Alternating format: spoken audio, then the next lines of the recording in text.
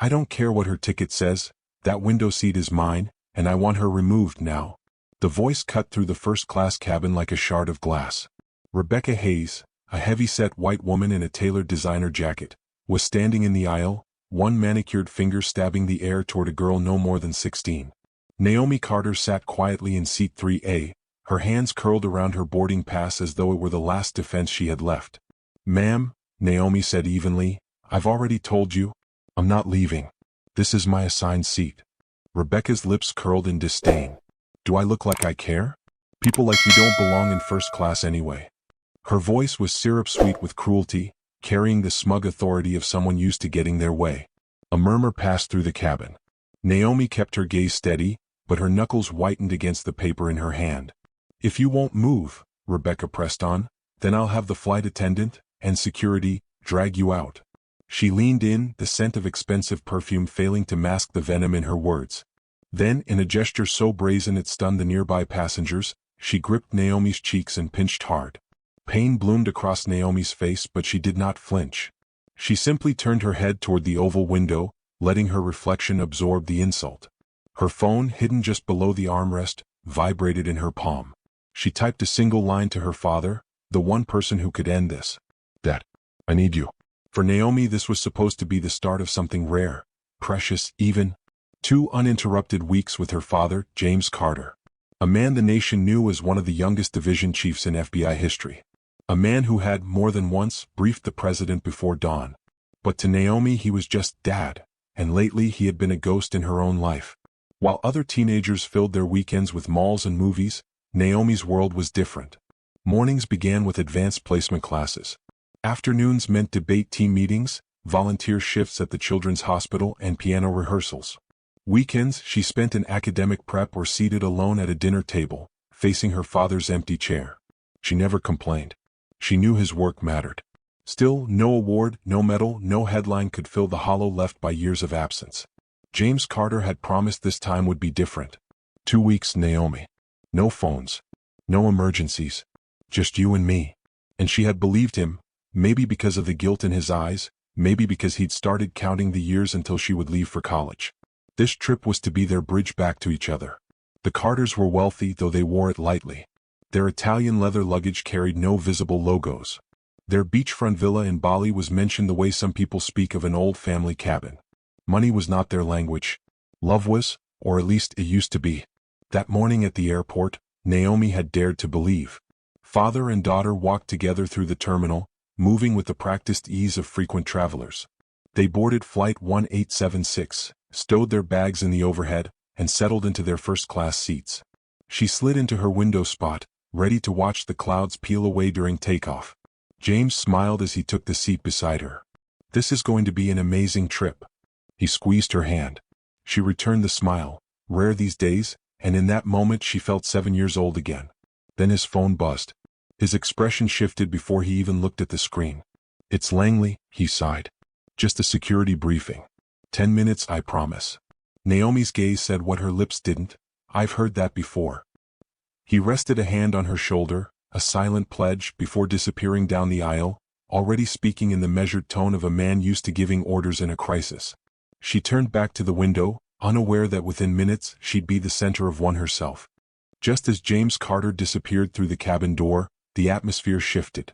Boarding was nearly complete when she arrived. Bethany Clark was 38, meticulously maintained, wrapped in designer fabric that seemed locked in a losing battle with her frame.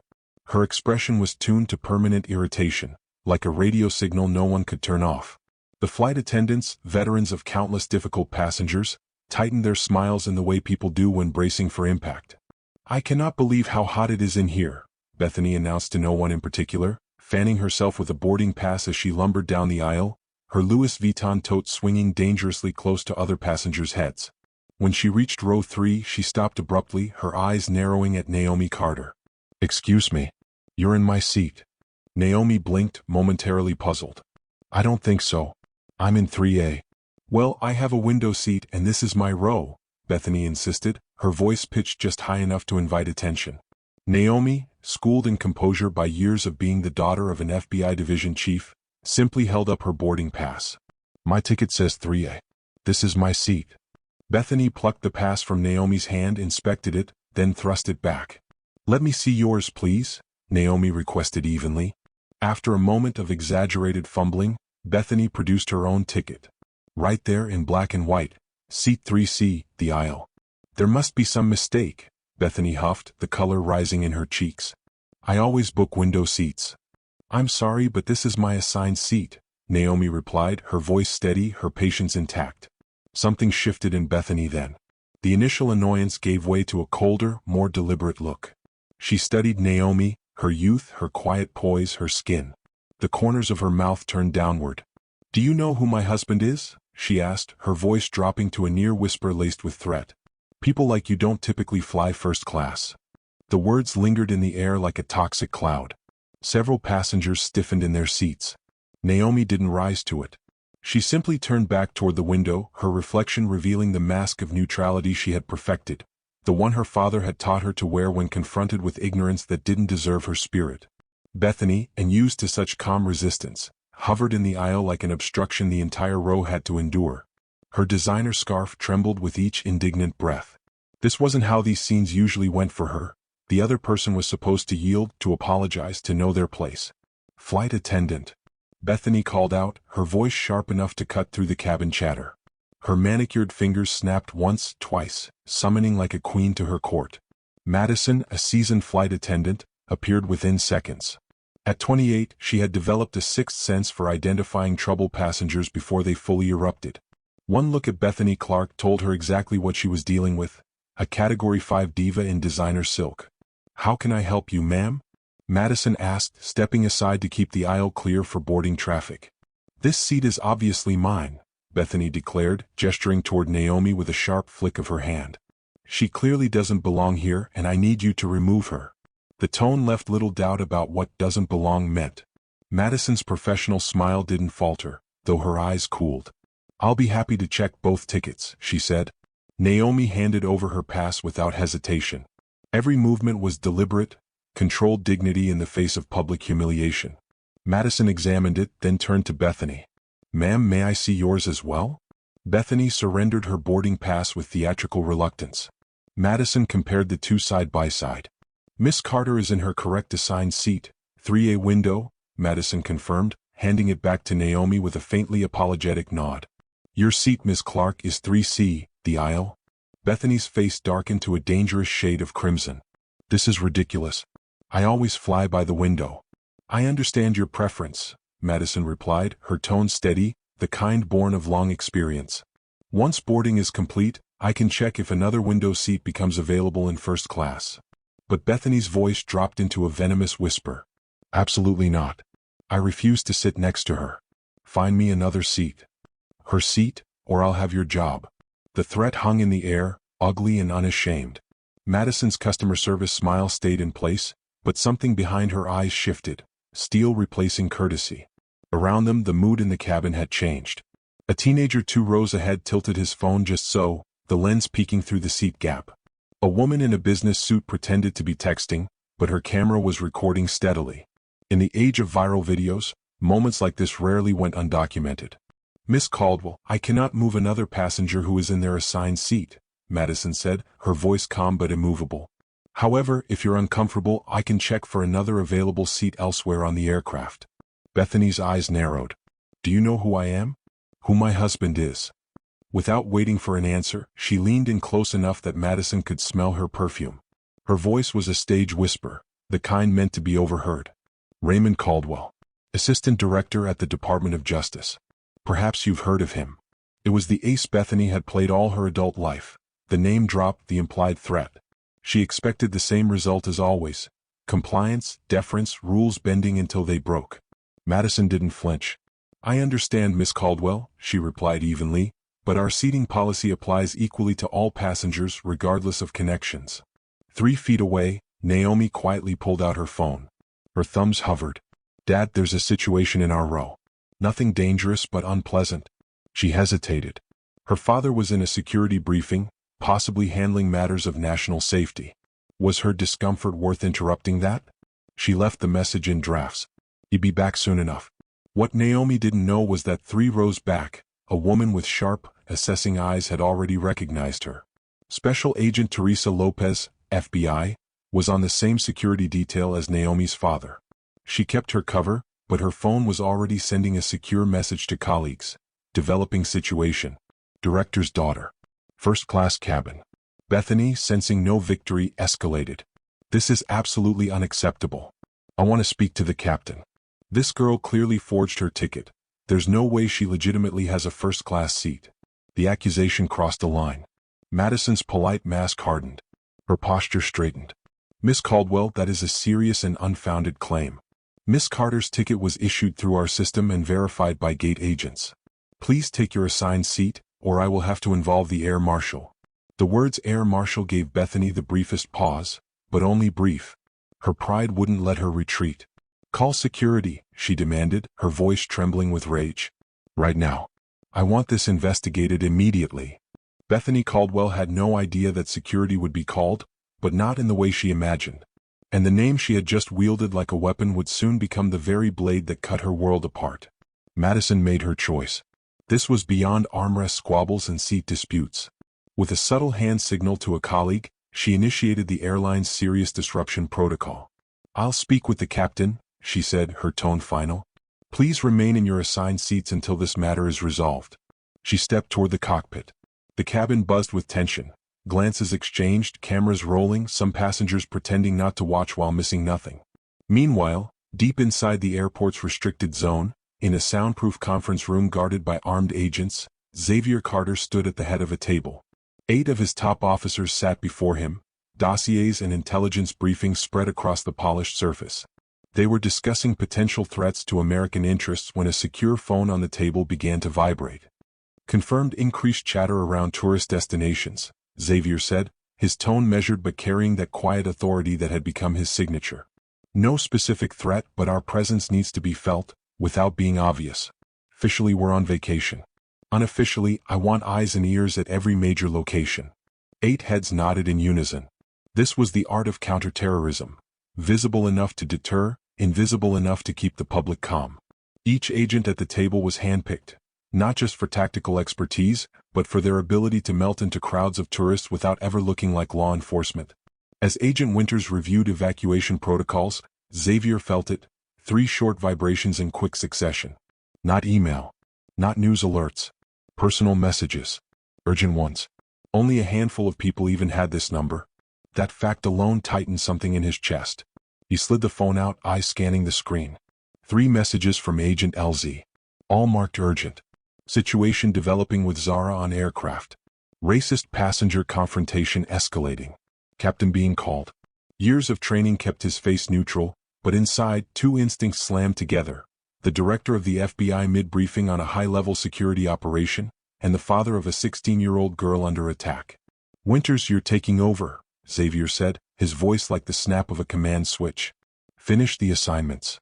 Rendezvous on the aircraft. I'm going back, now. No one asked questions. The shift in his tone told them enough. Whatever was happening on that plane was serious. Back in the cabin. The captain himself had emerged from the cockpit. Michael Harrington, 30 years of flight experience, a man who had seen fistfights, drunken meltdowns, even in-flight proposals gone wrong. But this was uglier than most. Ladies, he said, voice steady but edged with command, what seems to be the problem? Bethany pounced on the opening. Captain. Thank goodness. Her voice oozed rehearsed relief. This girl has taken my window seat, and your flight attendant refuses to correct it. My husband runs the Justice Department, and I assure you this kind of treatment will not be tolerated. She needs to be removed immediately. Madison calmly relayed the truth. The assigned seats, the boarding pass verification, the escalating demands and threats. Miss Caldwell, Captain Harrington said after listening, I understand you're disappointed about not having a window seat. But the assignments are final. Miss Brenham is in her correct seat. Bethany's face twisted. The version of events she'd been selling, that she was the wrong party, that her status made her untouchable, was unraveling fast. She shifted tactics. I don't feel safe sitting next to her, she said loudly enough for the entire cabin to hear. As a taxpayer and the wife of a senior government official, I demand different accommodations. Everyone knew what she meant. The subtext was as poisonous as it was obvious. Through it all, Zara had stayed silent, building that emotional armor she'd learned to wear as the daughter of a public figure. But this direct, unapologetic prejudice finally pierced it. "My father will be back soon," she said quietly, but with a calm certainty that carried through the cabin. "Please just leave me alone until then." It wasn't a threat. It was simply the truth. But it was the first time she'd spoken directly since the ordeal began, and the weight of her composure was not lost on those watching. Bethany smirked. "Oh, I'm terrified," she sneered, pressing a hand to her chest in exaggerated mock fear. "Who's Daddy? A baggage handler? The guy who cleans the toilets?" A ripple of discomfort spread through the passengers. "Listen, little girl," Bethany said, voice sharpening. "Whatever your father does, he doesn't have the authority my husband wields. Raymond Caldwell can make people disappear with a phone call." Captain Harrington's expression iced over.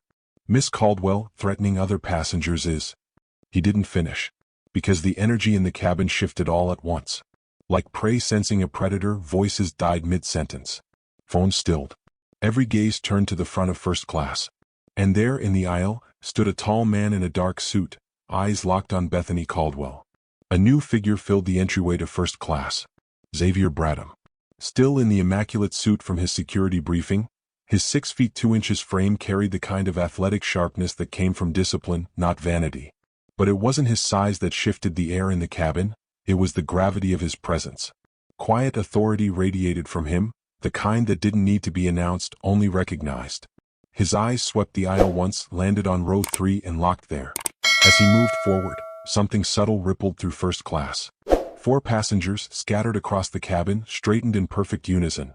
Agent Teresa Lopez in row 6, Marcus Chin at the window in row 7, Daniela Rodriguez in the last row, and Raj Patel near the galley. Their movements were minimal but unmistakable to anyone who knew the signs. Alert, engaged, ready. The hidden detail team had just gone visible.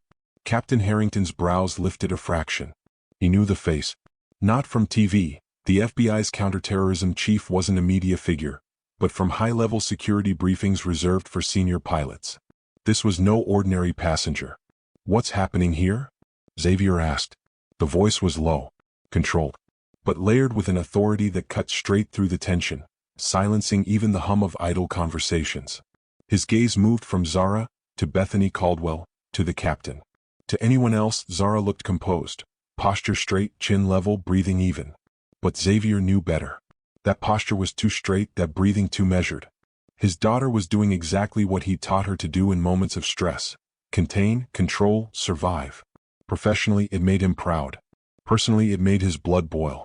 The captain began explaining, but Xavier's attention was already locked on Bethany. He recognized her type instantly, the kind who mistook privilege for immunity, who'd spent years bending rules through intimidation and name-dropping. And the name she'd chosen today, her husband's, made the irony almost unbearable. Raymond Caldwell had been appointed to his post at Xavier's own recommendation. Once a month, the man sat across from him in security briefings and addressed him as Director Bradham. Now, Bethany was about to learn what her husband would never say to her, that there were places his name meant nothing. The cabin seemed to tighten around the moment. Bethany kept talking, oblivious to the approaching storm. "And when Raymond hears about this, he'll have her badge and yours. Do you have any idea the kind of clearance my husband has? The kind of people who answer his calls." Xavier stopped beside row 3. He let her finish, offering no reaction, no interruption, only the stillness of a man letting the rope unspool. The only sign of what he was feeling was the faint tightening of his jaw. Then it happened. Like a signal only they could hear, 4 agents rose at once. Lopez, Chin, Rodriguez, Patel. No weapons drawn. No sharp movements. Just the unmistakable shift from anonymous traveler to law enforcement.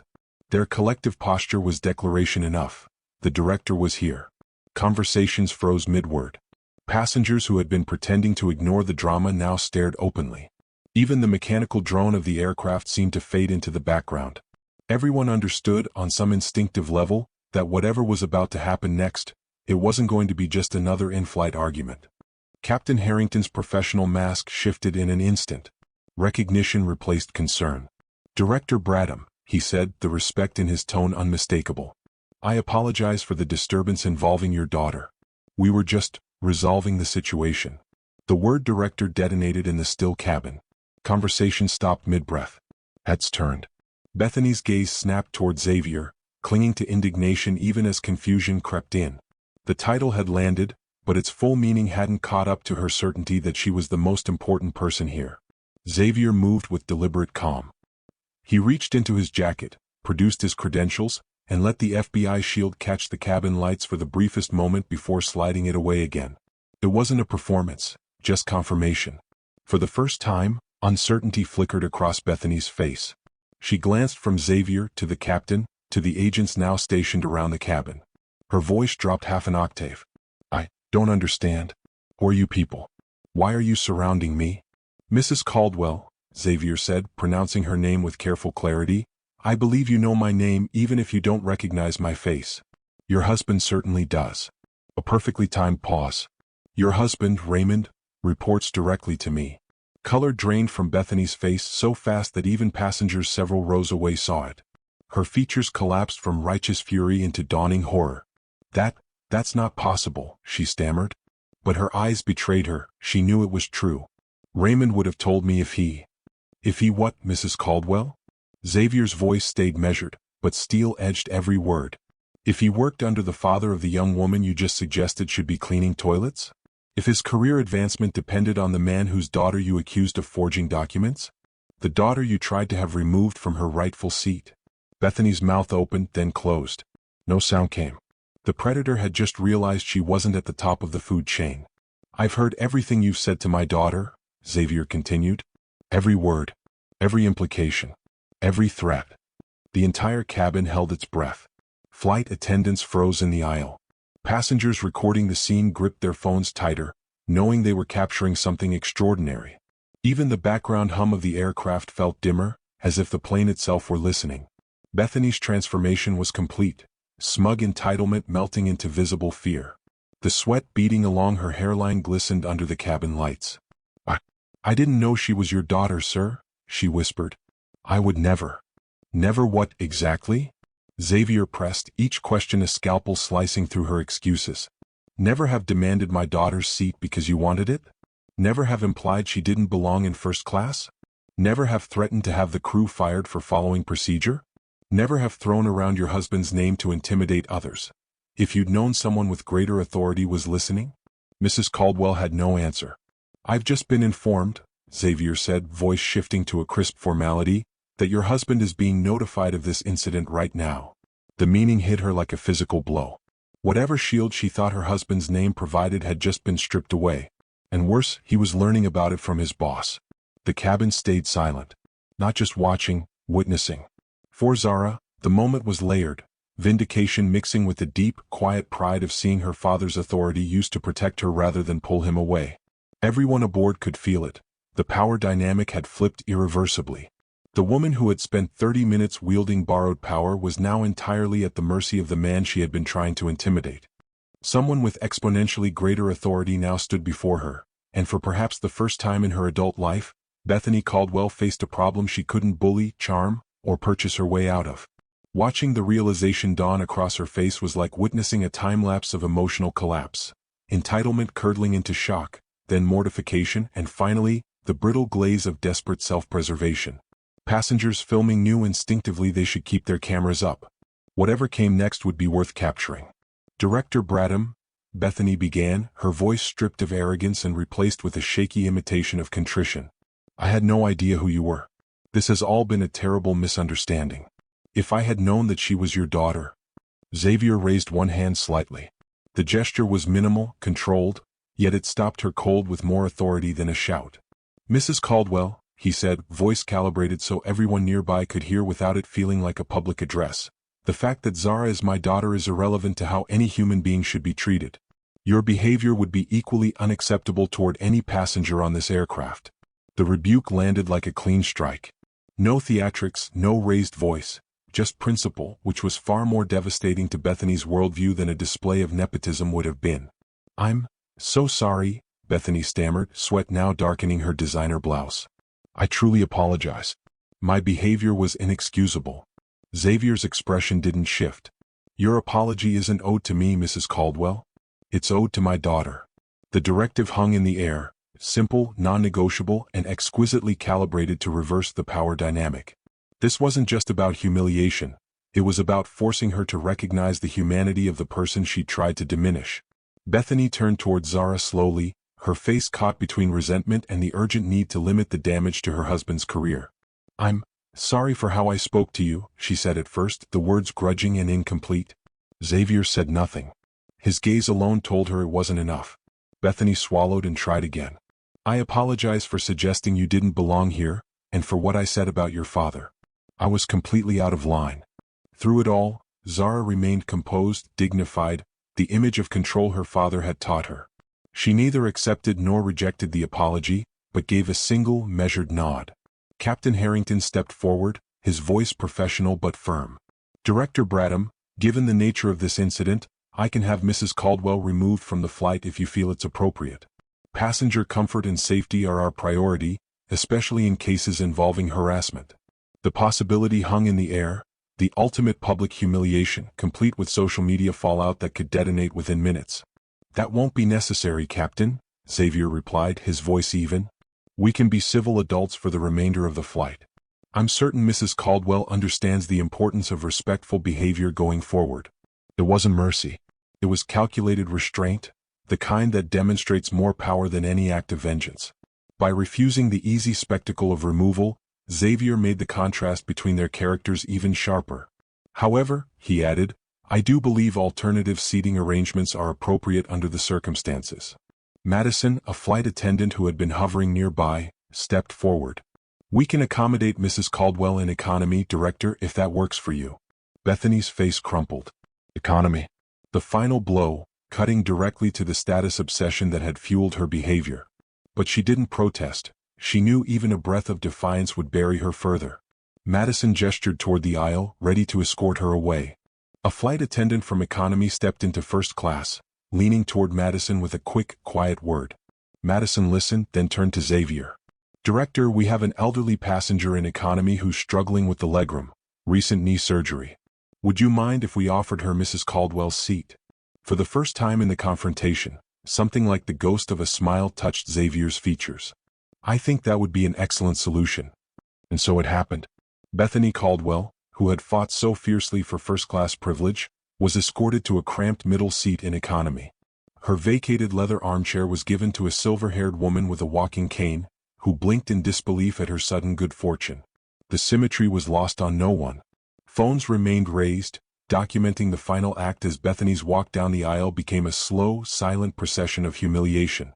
As she vanished into the rows of blue fabric seats, Xavier gave a small, almost imperceptible nod to his team. In an instant, the agents dispersed, melting back into their cover as ordinary travelers, alert but invisible once more. Only then did he settle into the seat beside his daughter. The crisis had passed, but the weight of it lingered. For a while neither spoke. The hum of the cabin filled the space between them until Zara broke the silence, her voice low enough for only him to hear. "You didn't have to do all that," she said, though her eyes betrayed the gratitude she wasn't sure how to put into words. "I could have handled it." "I know you could," Xavier replied softly. "You were handling it, with more dignity and restraint than I probably would have at your age." He paused, letting the recognition settle. "But you shouldn't have to handle it alone. Not when I'm here." The simple truth, "not when I'm here," landed between them with the quiet weight of history. It acknowledged the moments he hadn't been there. The recitals missed, the competitions, the hard days when his work had taken precedence. "There's a difference," he continued, "between standing up for yourself and standing alone against bigotry. Dignity isn't about swallowing abuse in silence, it's about knowing your worth so completely that no one can touch it. Like you just did." Zara glanced toward the economy section where Bethany now sat, shoulders tight. "You could have had her thrown off the plane. Everyone saw it. But you didn't." Xavier's gaze was steady. "Power isn't about what you can do to someone," he said. "It's about what you choose not to do, even when you'd be justified. The true measure of authority isn't how much punishment you can deliver, it's how much restraint you can show when you've been provoked." As the plane began to taxi, their conversation drifted deeper, folding into something beyond the incident. A quiet lesson, a shared moment of understanding. For once, national security wasn't pulling him away. For once he was here. Moments like this had grown rare as Xavier's responsibilities expanded and Zara's childhood receded into memory. Yet here they were, speaking openly about privilege and its blind spots, the double standard she navigated daily, and the weight of responsibility that came with his position. "I'm proud of you," Xavier said at last, words simple in form but heavy with sincerity. "Not because you're perfect, but because you're becoming someone who stands firm in her principles, even when it would be easier not to." Zara's reserve softened into genuine emotion. "I learned from watching you." As the plane surged forward, lifting them toward the clouds and the promise of Bali, Xavier made a quiet vow, one that had been taking shape ever since he'd seen her face discrimination alone. "This vacation is going to be different," he said. His voice carried the weight of commitment. 2 weeks. No emergency calls. No briefings. No crises pulling me away. Just us. The look in Zara's eyes was wary. She had heard promises before and had learned not to expect too much. But something in his tone, in the set of his jaw, made her believe this time could be different. "You mean it?" she asked. "I've already instructed my team," Xavier confirmed. "Anything short of an imminent terrorist attack gets handled without me for the next 2 weeks. He reached over and gently squeezed her hand. "I've missed too much already, Zara. I don't want to miss any more." What followed was a blur of shared moments, wandering through temple ruins, laughing through failed attempts at traditional dance, walking barefoot along moonlit beaches. For perhaps the first time since her mother's death, Zara experienced her father's undivided attention, not as Director Bradham but simply as Dad. One evening they sat on the villa's private deck, the ocean stretching endlessly before them. The warm air was filled with the faint, hypnotic tones of gamelan music drifting from a nearby village. Stars hung above them in constellations unfamiliar to American eyes. "Do you think she learned anything?" Zara asked suddenly, her gaze fixed on the horizon. The she needed no explanation. Xavier thought for a moment. "People like that rarely change completely," he said. "But sometimes, moments like this create small cracks in their certainty. And through those cracks, new understanding might grow." "I hope so," Zara murmured. "Not for her sake. For her children's. If she has any." Xavier's expression softened at his daughter's empathy, hard won yet still intact. For Bethany Caldwell, the lesson had been humiliation in front of an entire cabin, and the knowledge that her husband's career now rested in the discretion of the man she tried to intimidate. For Zara, the lesson had been watching her father's principles in action, seeing that the same authority that so often took him away could also be wielded with restraint and dignity. And for Xavier, it was the recognition that no security briefing, no counterterrorism operation, no national crisis could ever outweigh being there for the moments that shaped his daughter's sense of herself and her place in the world.